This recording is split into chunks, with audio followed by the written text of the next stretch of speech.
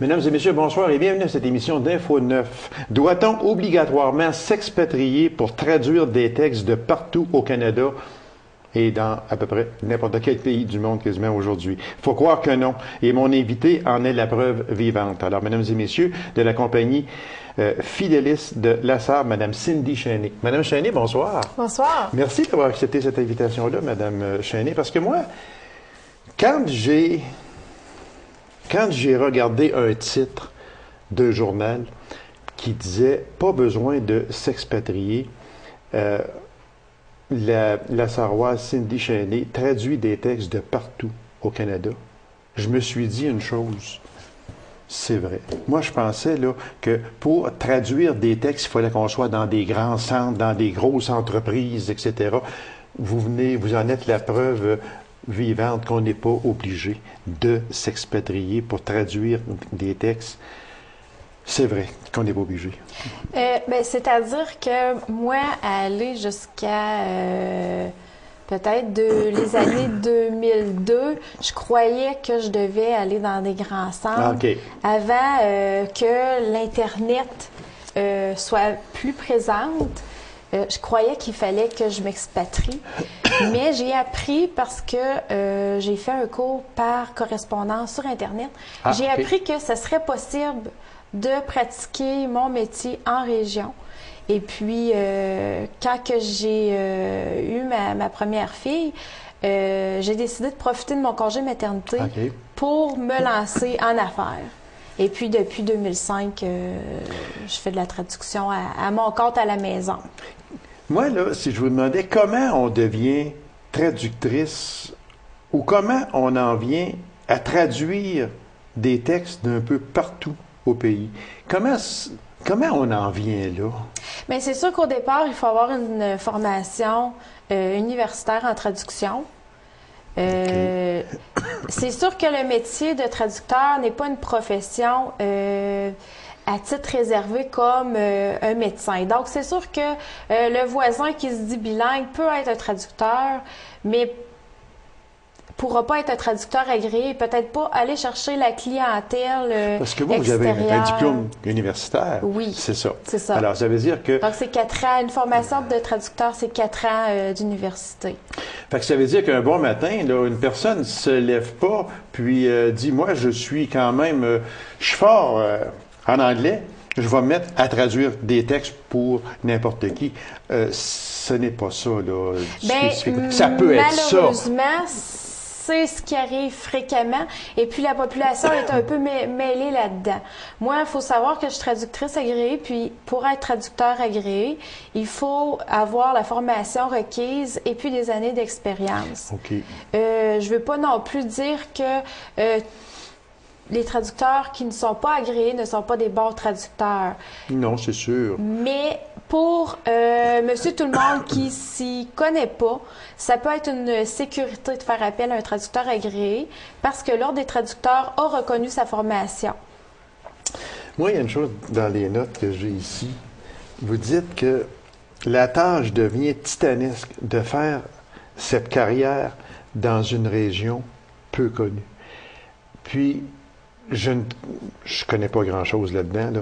Vous allez m'instruire en même temps, mais je pense que pourquoi que ça devient si lourd quand vous dites, bien, moi, je peux traduire votre texte, je fais une supposition, là, une compagnie de Vancouver, OK, qui dit, Lassar, en Abitibi, au Québec, êtes-vous capable de traduire des textes? Est-ce que ça va jusque-là? Disons que la clientèle extérieure, que je vienne de Lassar, que je vienne de Montréal, ça leur importe peu. OK, eux autres, ils veulent avoir une bonne traduction de leur texte, point final. C'est ça. OK. Puis moi, l'avantage que j'ai par rapport au grand centre, c'est que je suis pas un cabinet multinational. Donc, j'offre un service personnalisé. Et puis, je pense que de plus en plus, une clientèle qui recherche ça, parce que les grands cabinets sont un peu comme une boîte de réception de courriel. Ils ne font pas nécessairement la révision des textes. Donc, c'est traduit par un peu n'importe qui. Ah, OK. Et puis, tandis que moi, ben, c'est sûr que c'est traduit par moi ou bien mes collaborateurs, et puis moi, je fais la révision. Je pense que la clientèle apprécie de plus en plus ce service personnalisé-là. Et puis, la salle, ben, pour eux, ça leur dit rien. Ça leur dit rien. Souvent, ben, ils pensent que c'est la salle, puis que je viens de Montréal. Vous venez de Montréal. C'est ça. Donc, pour eux, ça n'a pas vraiment Ça n'a pas d'importance. d'importance. Non. OK. Mais la difficulté, c'est que, par exemple, j'ai une collaboratrice qu'elle s'est établie en Ontario, dans une ville anglophone. Donc, elle, qui est traductrice française, va cogner aux portes et c'est plus facile de se présenter. Le bassin de clientèle est là, tandis qu'en Abitibi, je peux pas faire ça, moi, aller cogner aux portes de mes clients qui sont à Montréal, à Vancouver, à Ottawa. Donc, je peux pas faire ça. Donc, c'est sûr que c'est plus limitatif, mais ça n'a pas été une entrave qui m'a empêché non plus de poursuivre dans ma carrière. Une question de même, Mme Cheney. Est-ce que, d'après vous, ça aurait été plus facile, entre parenthèses, je dis bien facile, entre parenthèses, si votre bureau aurait été à Montréal au lieu d'être à La Salle? Je crois que oui. Je crois que oui. C'est pour ça que vous dites que dans les notes que j'ai, ça devient une tâche titanesque parce qu'on vient de l'Abitibi. Mais il y a aussi le fait que la population est pas au courant de c'est quoi le métier de traducteur. Donc, il y a une grosse éducation à faire dans ce sens-là. Et puis, comme je disais dans le reportage, dans le journal, pour moi, c'est plus difficile d'aller chercher une clientèle abitibienne qu'une clientèle extérieure. Oui, ça, là, oui, je veux en revenir sur ça, là. On peut en parler tout de suite, parce que j'ai trouvé ça vraiment, pas bizarre, mais j'ai trouvé ça curieux un peu, de dire, bon, cette personne-là vient de l'Abitibi, elle s'est installée en Abitibi, elle a une compagnie de traduction, puis elle a de la difficulté à aller chercher des textes à traduire dans sa propre région. C'est plus facile d'aller les chercher à l'extérieur de la région, mais pourquoi? Mais c'est comme je disais, la population n'est pas au fait de ce que c'est le métier de traducteur. Donc, eux vont penser que ils vont seulement se fier sur la base des tarifs. Okay. Et puis, en région, ben c'est le problème. Je suis pas la moins chère, mais ils comparent des pommes avec des oranges. Ah, c'est ça.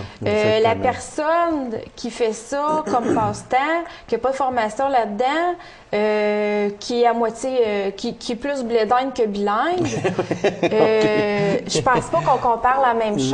Non, Donc, absolument pas. Absolument pas. C'est à ce niveau-là. J'ai eu dernièrement beaucoup de demandes de devis. Et puis, ben c'est ça, la base sur laquelle on se fie, c'est les tarifs. Okay. Donc, est-ce que vous avez un tarif, là, ici, si vous voulez dire, je vous laisse bien libre, là, mais est-ce que vous avez un tarif comparable à ceux des grands centres? J'ai un tarif, moi, avec l'Ordre des traducteurs, il y a un sondage qui se fait sur les tarifs. Et puis moi, j'ai établi mes tarifs en fonction du tarif minimal pour l'expérience que j'ai, selon toutes les réponses des traducteurs agréés. Donc, je suis vraiment pas dans les plus hautes, je suis vraiment dans ce qui situe le côté minimal, mais je veux pas descendre plus bas que ça non plus parce que je pense que quand on a une formation universitaire... Ben oui, écoutez, là, vous avez quand même étudié là, dans ça, là, puis vous avez été 4 ans. Là, puis, c'est ça. Puis moi, j'ai 5 années universitaires aussi. 5 et années, puis, je veux pas nuire à la profession parce qu'on nuit à la profession aussi. Quand on facture des tarifs crève fin, bien, on nuit à notre profession. Ça, c'est vrai. Ça, c'est vrai. Donc, il faut y aller au moins avec les tarifs de la profession. C'est ça. Tout simplement, parce que quand on est obligé d'aller à l'université, comme vous, 5 ans, on ne peut pas charger un tarif très bas parce que vous avez eu des sous à débourser, c'est certain, parce que ça coûte cher aller à l'université, ça coûte cher aller à l'école, point, là, encore bien plus quand on s'en va à l'université. Donc, vous ne pouvez pas non plus dire, mais là, moi, je ne chargerai pas beaucoup parce que je viens de l'Abitibi, je travaille en Abitibi, mais par contre, il faut que je dise que j'ai été à l'université pendant 5 ans, par exemple, et ça se monnaie, ça. cette C'est ça. chose-là. Est-ce que vous êtes seul en Abitibi à faire ça? Ou Non, en je sais Abitibi-Ouest? non, je sais que je suis pas seule en Non. Abitibi. Non. Non. Vous traduisez en combien de langues? Mais moi, j'offre le service de l'anglais vers le français, OK. de l'espagnol vers le français. Moi, ça, c'est moi qui fais ça. On traduit toujours vers notre langue maternelle. Ah, OK. Oui. De une langue à notre langue oui, maternelle, c'est ça, Puis OK. en Abitibi, ben, c'est ça qui est méconnu. Les gens pensent que cette personne-là parle anglais. Ben, je vais demander de traduire vers l'anglais. Ah, OK. Mettons du français à l'anglais. Oui. Mais le normal, c'est l'inverse. C'est ça, on est toujours plus fort dans notre langue Oui, maternelle. c'est sûr, On ne peut c'est pas sûr. demander à un francophone d'être meilleur qu'un anglophone. Et puis, la langue d'arrivée, c'est-à-dire le français dans mon cas, il faut la maîtriser. Oui, C'est exactement, important exactement. de la maîtriser. Est-ce Et- que... Oui. Et puis Allez-y. en région, j'offre aussi le service vers l'anglais, mais c'est des collaborateurs anglophones qui ont une formation en traduction, qui font la traduction vers l'anglais. Moi, je m'aventure pas là-dedans. En étant agréée, ben, j'ai un syndic, je pourrais OK. me faire poursuivre. Ah, OK, ah J'ai oui. des Ah, ça peut responsabilités aller jusque-là. professionnelles. Ah oui. oui, ah, ça J'ai peut des aller jusque-là. responsabilités professionnelles. OK. Dans l'ensemble, Mme Cheney, d'où proviennent vos contrats? Ben, comme je disais, c'est beaucoup de l'extérieur. Comme j'ai Quand un on contrat parle de l'extérieur, est-ce que c'est extérieur de l'Abitibi? Oui, mais extérieur du Québec ou extérieur... est-ce que vous allez vers... Moi, c'est au Canada. Je OK. pourrais aller dans le monde entier, mais j'ai peur d'avoir des problèmes pour me faire payer. Donc, j'aime mieux pas m'aventurer à l'étranger. Je me concentre au Canada. OK. Oui. À ce moment-là, est-ce que vous avez des recours que si une entreprise ne vous paye pas, disons, là? Est-ce que vous avez des recours dans votre profession pour... c'est Ben, sûr c'est que vous comme, allez porter ça à un avocat, là, je suis d'accord, mais est-ce que vous avez comme un syndic, je ne sais pas, de peu Non. importe quoi, non? Non, en étant agréé, c'est la protection des consommateurs Ah, OK. et non la protection des traducteurs. OK. Donc, moi, je suis agréée pour davantage protéger les clients que pour me protéger moi. Moi, j'ai pas beaucoup d'avantages à être agréée. Là. OK. C'est quoi on en a parlé un peu, mais j'aimerais revenir sur ça. C'est quoi qui vous a incité à ne pas ouvrir un bureau dans un grand centre? Vous êtes venu en Abitibi-Ouest, puis vous avez parti votre entreprise en Abitibi-Ouest, puis que je suis certain qu'elle est florissante et qui va très bien aussi. Mais c'est quoi qui vous a incité? Parce que tantôt, je vous ai demandé est-ce que ça aurait été plus facile dans un grand centre que chez nous? Vous m'avez dit oui. Mais qu'est-ce qui vous a incité à dire, bon, moi, je ne m'installe pas à Montréal, je pourrais m'installer à Québec, mais j'y vais pas. Je pourrais aller à Gatineau, mais j'y vais pas. Je m'en vais chez nous. Je m'en vais en Abitibi-Ouest. Qu'est-ce qui vous a incité? Bien, c'est sûr que quand on est jeune, on a hâte de s'en aller de la région pour découvrir ce qu'il y a ailleurs. Mais souvent, on se rend compte qu'on était bien aussi chez nous. Moi, j'ai toute ma famille en Abitibi.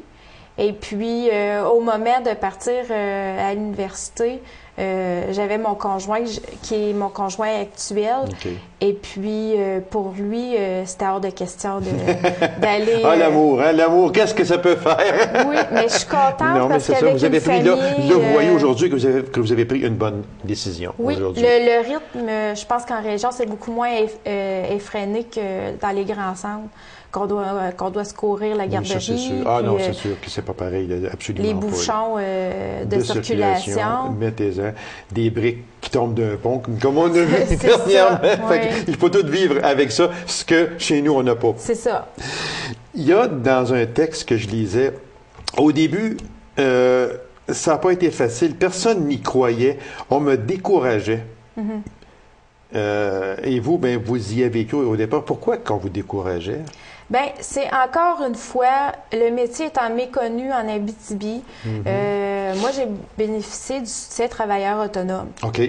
Mais je me rappelle que j'avais été peut-être 2 ans, 3 ans avant aux clés demander de l'information sur ça. Et puis, on m'avait découragée, on m'avait dit que ça passerait pas. Ça marche pas. C'est une profession de grand centre. Pas ici en Abitibi, c'est un peu ça. Je pense qu'ils pensaient que j'avais une idée un peu farfelue. Ah oui, ça allait jusque-là. Oui, oui. Puis du fait que je n'étais pas vieille, j'avais pas l'impression qu'on me prenait au sérieux. Et vous avez prouvé le contraire. Oui. À ce moment-là, c'est ça. Quand vous dites que vous déplorez les préjugés qui demeurent tenaces, c'est quoi les préjugés dans ça? On a tout le monde lu, quand on s'est acheté un produit, un mode d'emploi très mal traduit. Ah mon Dieu, oui, ça, il y en a. Ça, il y en a, c'est affreux. C'est ça. Mais quand je dis que je suis traductrice, c'est la première question qui vient à l'esprit des gens. Est-ce que tu traduis mieux qu'eux autres? On dirait qu'on est tous embarqués dans le même bateau. Vous êtes dans le même pattern, dans le même bateau, là. Parce que ces traductions-là sont faites probablement aux États-Unis par des personnes qui parlent pas français, qui n'ont pas ça comme... que c'est pas leur métier, ils n'ont pas de formation.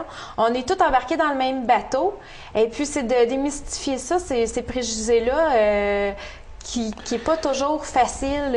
C'est ça qu'il y a, parce que vous vous êtes peut-être fait dire traductrice, j'espère que c'est pas toi qui as fait le dépliant là, parce que je me suis acheté un barbecue, puis là, il montre comment l'installer, puis c'est tout c'est mal traduit. C'est un peu ça, là, à ce moment-là. Oui. Là. Exactement. Mon Dieu Seigneur.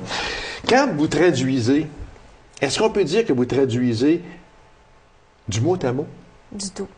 Moi, là, c'est ce qui surprend souvent les clients. S'ils ont passé 3 semaines à écrire un rapport annuel, ils ont de la difficulté à penser que moi, ça va me prendre plus que 2 journées. Parce qu'eux autres, les idées sont là, j'ai juste à transcrire ça. Mais c'est pas ça. Moi, je suis vraiment l'auteur du texte français. Il faut que ça coule bien. Il faut que je garde vraiment la tonalité du texte de départ. Les traducteurs disent que c'est un art traduire. Et puis, je suis d'accord avec eux. C'est vraiment... c'est comme si j'étais un peu un écrivaine. J'ai pas les idées, mais c'est moi qui ai la tournure de phrase. C'est moi qui trouve le mot juste. Puis quand vous dites tournure de phrase, ça, c'est important parce qu'il fallait vraiment chercher ce que l'auteur veut. C'est ça. C'est ça. Et puis, l'important aussi, c'est que il faut pas que ça ait l'air d'une traduction. Oui, l'anglais est plus expéditif, il faut essayer de rendre ça plus doux. Temps nous manque. Avez-vous déjà regretté votre décision? Oui, non, c'est sûr qu'on a tous, je pense, tout entrepreneur a des moments de découragement. Quand c'est plus que les affaires vont moins bien. Mais je pense que la persévérance, je pense que ça vaut le coup. Parce que je lisais justement là, dans un texte que vous disiez que le plus important, c'est de croire en soi, être patient et ne jamais abandonner. C'est ça qui est important. Oui. Exactement. Alors, Mme Cheney, merci beaucoup. On en sait beaucoup plus sur votre belle carrière et bravo à votre ténacité parce que vous avez voulu y arriver et vous y êtes arrivé, vous y êtes parvenu. Alors, merci beaucoup, puis bon succès parce que vous le méritez très bien. Et merci. C'est moi qui vous remercie, madame. Alors, mesdames et messieurs, courte pause, on vous revient immédiatement après. Restez avec nous.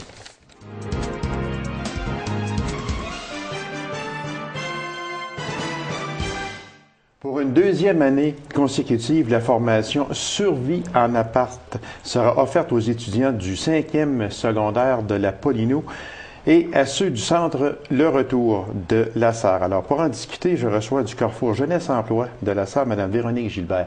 Mme Gilbert, bonsoir. Bonsoir. Merci d'avoir accepté cette invitation-là, Mme Gilbert. C'est très gentil. Ça fait plaisir. Comment est venue l'idée de créer un projet Survie en appart? D'abord, c'est quoi Survie en appart? Bien, en fait, Survie en appartement, c'est vraiment un cours qu'on offre spécifiquement aux jeunes qui vont poursuivre des études postsecondaires. Puis qui vont s'en aller en appartement, puis c'est un peu ça, là. Exactement, okay. C'est ça. Fait que le cours, en gros, c'est ça. C'est sur 2 samedis. Okay. Donc, les jeunes qui participent à cette formation-là ont la possibilité d'avoir 2 samedis complets là, de théorie et de pratique. Fait qu'en gros, c'est pas mal ça, le cours Survie en appartement. On dit que c'est une initiative unique en région et peut-être même au Québec.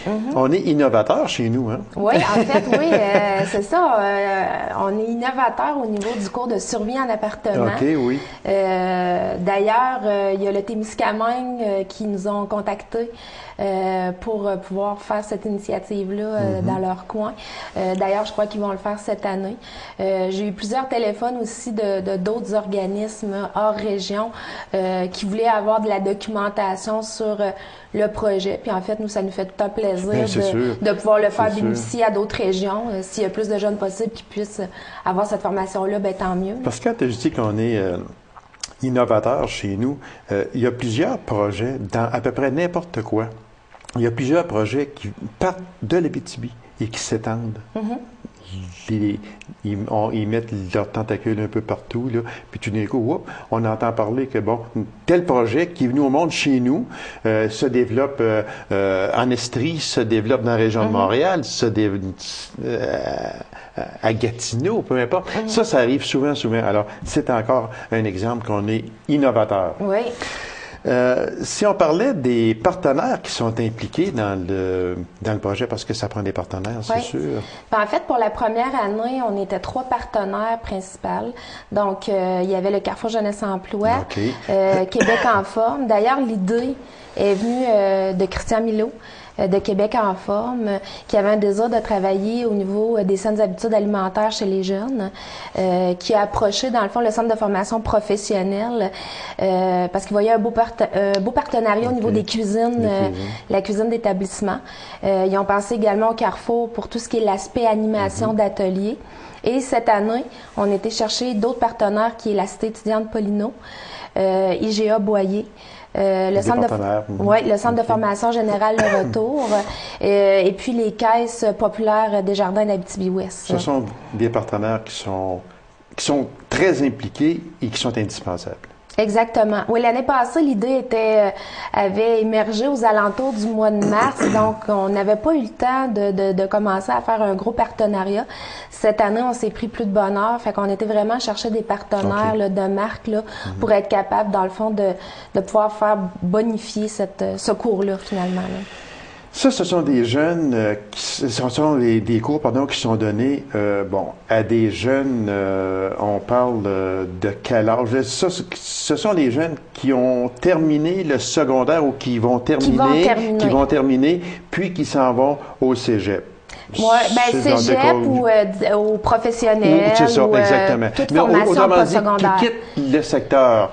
C'est un peu ça. Abitibi-Ouest, puis là, on s'en va dans le secteur, disons, de Rouyn-Noranda. Si on prend ça de même. Ou dans d'autres régions du Dans d'autres Québec. régions, c'est ça. Alors, là, ces jeunes-là, ça va être nouveau. Ils auront possiblement un appartement. Là, vous allez leur montrer comment ils peuvent vivre en appartement. C'est un peu ça. Bien, en fait, la formation, comme je vous disais tantôt, il y a le volet pratique. Donc, le volet pratique se fait vraiment au niveau de l'épicerie et de la cuisine. Ah, okay. Donc, on les amène faire une première épicerie. Dans le fond, ils ont l'opportunité de pouvoir faire 2 épiceries à chaque samedi. Fait qu'ils font vraiment... l'épicerie, donc ils le vivent sans frais également parce que les frais sont tous les partenaires s'impliquent financièrement. C'est ça. Okay. Puis le côté pratique se fait également en cuisine. Donc ces jeunes-là ont l'opportunité de pouvoir cuisiner les recettes de leur menu de la semaine en compagnie d'une chef cuisinière qui est Claudia Béja. C'est bien organisé. Et il y a le côté pratique. Le côté pratique qui est des blocs d'ateliers d'1 heure sur différents sujets avec des spécialistes dans chacun des domaines. Là. Donc, ça veut dire que tout est bien pensé, tout est structuré. Oui. Il n'y a pas une minute de perdu. Il n'y a pas de minute, exactement. Bon, là, on va parler des jeunes qui veulent y participer. D'abord, ces données, on l'a dit, c'est pour les jeunes qui ont terminé le secondaire, mais n'importe qui peut y participer. J'entends par là, n'importe quel jeune apte à y participer peut y participer. Bien, en fait, c'est sûr que cette année, on a offert 3 groupes. On avait 2 groupes spécifiques au secondaire 5, donc qui équivalaient à 30 jeunes. Okay. Puis, on a ouvert un groupe aussi au niveau du Centre de formation générale des adultes parce qu'il y a également des jeunes là qui terminent leurs études secondaires. Donc, on a jumelé un groupe École des adultes et Centre de formation professionnelle parce qu'au Centre de formation professionnelle, de plus en plus de jeunes partent du secondaire 4 pour aller faire un DEP. Donc, c'était une façon aussi de pouvoir aller toucher cette clientèle-là. Là. Exactement. Puis les jeunes qui veulent y participer ont quoi à faire? Ils s'inscrivent, tout simplement, oui, bien, en fait, ça? Étant donné qu'on a le partenaire, tous les partenaires de la commission scolaire, bien, c'est sûr que c'est plus facile de passer dans les écoles. Oui, exactement. Mais c'est sûr qu'on fait aussi de la publicité, là, autant dans les journaux qu'on a des affiches aussi qu'on va porter un peu partout. Puis, mais le recrutement, en gros, se fait à l'école. Quand on parle des objectifs, les objectifs 2011, on parlait de 45 jeunes, soit 30 de l'Apollino, 15 du centre Le Retour. Les formations se donnent en février, mars, avril. Est-ce qu'on peut dire qu'en 2011, là, on est dedans? Là. Oui. Est-ce qu'on peut dire que vos objectifs ont été atteints? Bien, en fait, c'est sûr qu'au niveau du recrutement, les objectifs ont été atteints parce qu'on a nos 45 inscriptions. On est à la deuxième fin de semaine pour le premier groupe de formation. Okay. Donc, mais c'est sûr que au niveau du recrutement, faut s'entendre que c'est pas toujours évident avec des jeunes de secondaire 5 qui travaillent, qui sont dans le sport, qui ont leurs études. Donc, c'est sûr que faut travailler fort là pour. C'est pas parce que les jeunes ne veulent pas participer, c'est que souvent ils n'ont pas la disponibilité. Mais c'est ça pour qu'il y a le parce faire. que, comme on dit, quand on est rendu en secondaire 4, secondaire 5, plusieurs jeunes travaillent et c'est bien.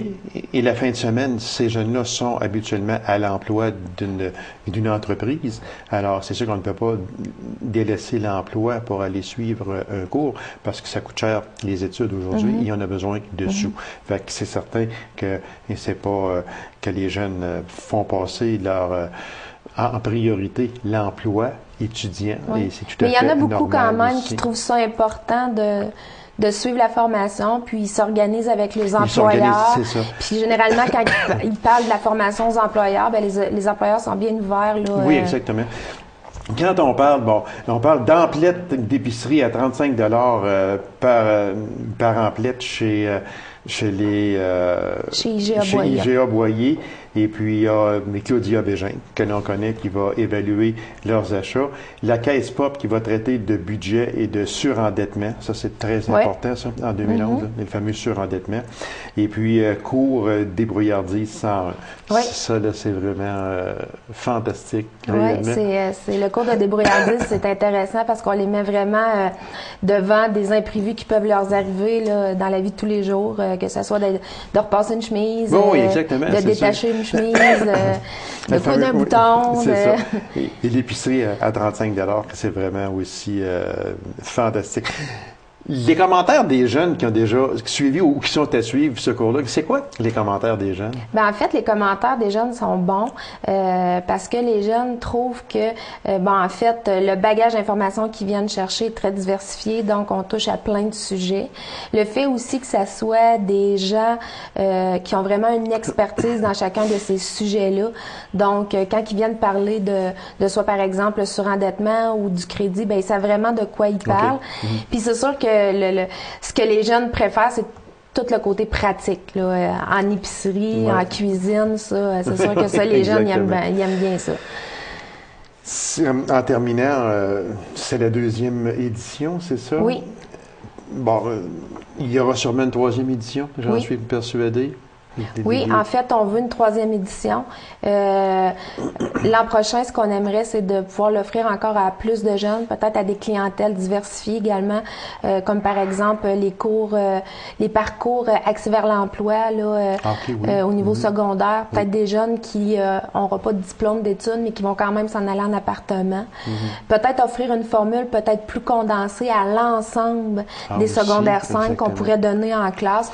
Fait que dans le fond, on est en train de à regarder ça, mais il est certain qu'il va y avoir une suite à ça, oui. c'est sûr. Parce qu'à la première édition, il y avait 10 jeunes qui y ont participé. Vous êtes rendu à 45 dans la deuxième édition. Donc, c'est donc dire que les jeunes sont là, puis ils veulent vraiment participer à tout ça. Alors, Madame Gilbert, merci beaucoup. C'était très intéressant. Puis la formation survie en appartement. Mais je pense que les jeunes vont apprécier, ont déjà apprécié, et les autres vont sûrement aussi l'apprécier parce qu'on parle d'emplettes d'épicerie, on parle de caisse pop pour le budget, les surendettements et le fameux cours 101 des brouillardises. C'est vraiment adapté à ce programme-là. Madame Gilbert, merci infiniment. C'était très intéressant. Ça me fait plaisir. C'est moi qui vous remercie. Alors, mesdames et messieurs, merci d'avoir été là et on se donne rendez-vous à une prochaine émission d'Info 9. Au revoir.